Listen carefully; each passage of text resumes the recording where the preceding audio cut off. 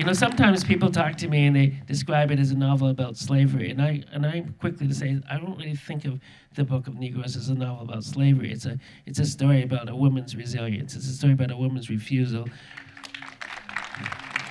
And I'm wondering how you see that, and sort of what brought you to choose to inhabit that role, and what spoke to you about Aminata as you decided to take on this huge task and then to step into it and to act it. I had this conversation with a Swedish journalist, and she said to me, she said, Aminata is very modern, isn't she?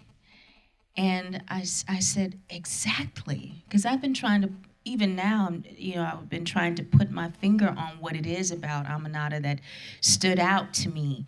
And I said, that is exactly what she is. She is a modern woman.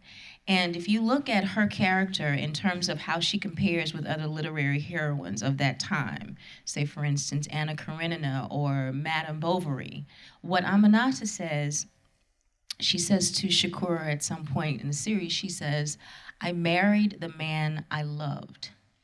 And when you think in terms of like what the kind of choices that women were allowed to have, no matter what their circumstances, whether they were an enslaved person or not, they couldn't make those choices.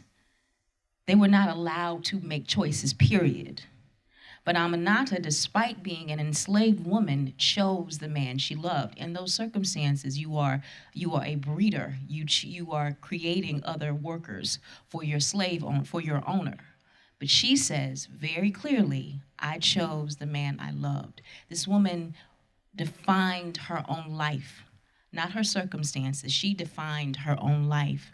And I think to this day, women are still making those kinds of choices, like trying to figure out who they are spiritually, where they fit in the workplace, where they fit in their relationships.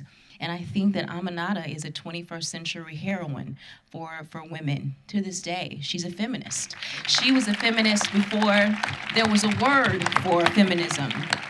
And to me, as a woman, as a person of conscience, to be able to inhabit a person like that who is so much larger than my heart and soul will ever be was just a privilege.